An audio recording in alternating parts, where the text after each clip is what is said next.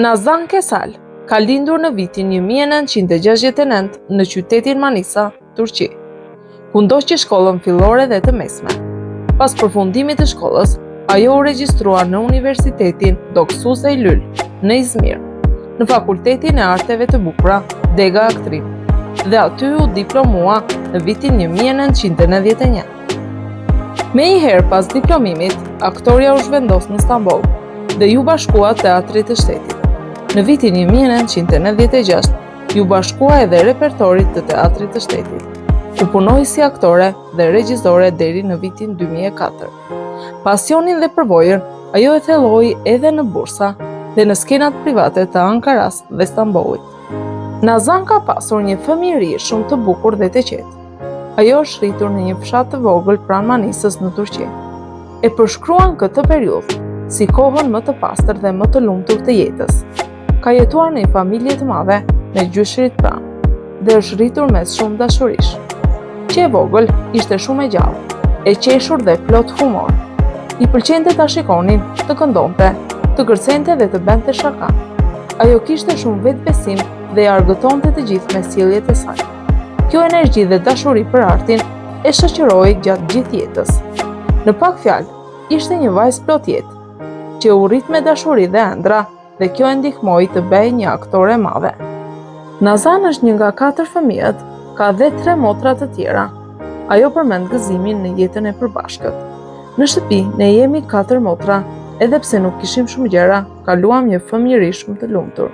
Familja e saj punonte në mbjelljen, tharjen dhe përpunimin e duhanit, një punë e zakonshme në zonat fshatare të Turqisë në vitet 70-80. Ishte një punë e rëndë, me shumë orë në ndjell. Gratë dhe fëmijët ndihmonin për të mbledhur gjethet, i shponin me gjilpera dhe i varnin për t'u tharë. Duhani shitej për të mbajtur ekonominë e familjes.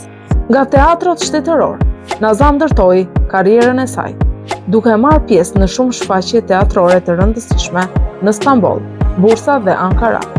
Ajo u bë e njohur edhe për rolet e saj në filmat turq dhe serialet televizive. Nazan njihet për aftësinë e saj për të interpretuar role komplekse dhe emocionale, duke fituar çmime dhe vlerësime për punën e saj. Përveç aktrimit, ajo ka provuar edhe regjin, duke punuar me më shumë artistë të njohur në teatr dhe film. Sot Nazan konsiderohet një nga aktoret më të respektuara dhe më me ndikim në kinematografinë dhe teatrin turk. Ajo u shfaq për herë të parë në një serial televiziv me titullin Baba i jashtëzakonshëm, që ishte shumë i njohur në Turqi në fillim të viteve 1990. Në këtë serial, Nazan luajti një rol mbështetës, duke treguar talentin e saj të hershëm në ekran.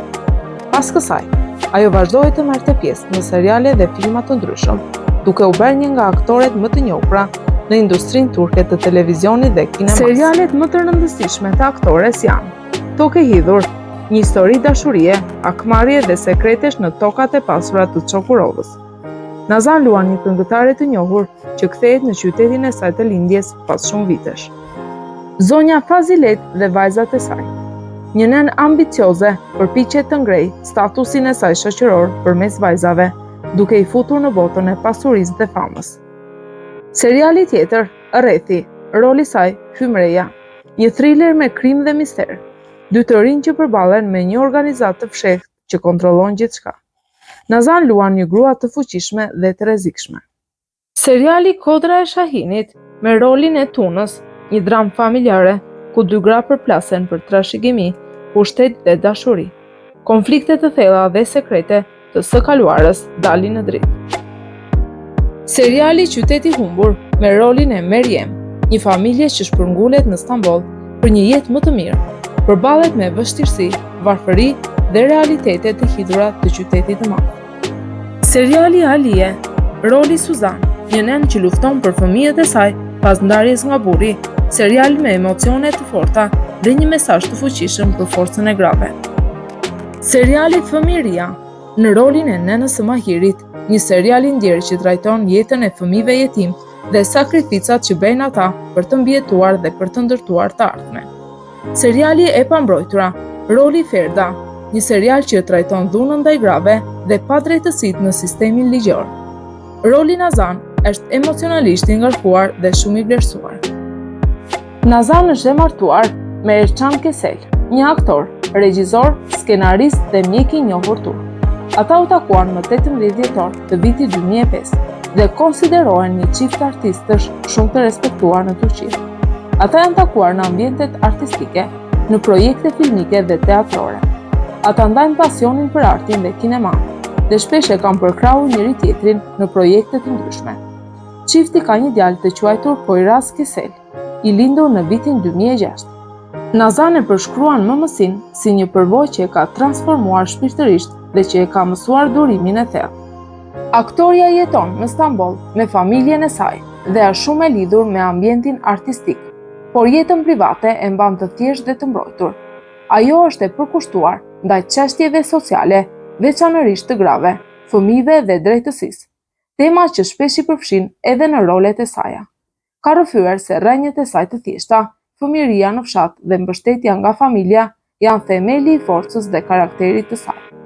Në një intervistë aktoria tha: "Unë kam ndërtuar botën time nga brenda. Aktoria që jam sot është rezultati çdo dhimbjeje dhe dashurie që kam ndier në jetë." Por si e fitoi rolin e saj si Sevda në serialin Tokë e Hidhur? Para fillimit të xhirimeve, Nazan udhëtoi në Adana, vendi i Çukurovës, për të zhytur në atmosferën historike dhe sociale të karakterit. Kjo i dha kohë të shikonte skenarin dhe të ndjente energjinë e personazhit. Ajo ndroi përfytyrimin e pamjes, ndryshoi ngjyrën e flokëve, stilin e veshjes dhe makiazhin për të krijuar një figurë që përputhet me Sevda Çaglayan, një këngëtare e njohur e stilit të viteve 70 në Stamboll. Ajo përmend se puna ishte shumë kolektive, të gjithë producentët dhe stili serialit punuan për të sjellë Sevdën në ndriçim. Kjo tregon se roli nuk ishte thjesht një ofertë, por një bashkëpunim i thellë krijues. Roli i saj u prezantua në episodin e 61, duke sjellë një rilindje në dinamikën e Çukurovës. Ajo bie si një bombë emocionale, duke sjellë sekrete dhe lidhje në të kaluarën e familjes. Një vajzë e kohës, me gjithë elegancën dhe atë vetbesimin që e karakterizon. Pamja e saj, veshjet dhe zëri i intriguan jo vetëm publikun, por edhe ekipin e regjisorëve. Roli i Sevdës nuk ishte thjesht një personazh në një serial, ishte një shpërthim emocionesh, një rikthim i fuqishëm i një gruaje me të kaluar, të dhimbshme dhe shpirt të fortë. Përmes zërit, stilit dhe dramës që solli në ekran, Nazan Kesel tregoi edhe një herë se është një nga aktoret më të respektuara të Turqisë. Nëse dhe ju u prekën nga historia e saj, lini një koment më poshtë. Cila ishte skena juaj më e preferuar në rolin e saj si Sevda në serialin Tokë e Hidhur? A e dëshironi Nazanin në një rol të ri, po aq të fuqishëm?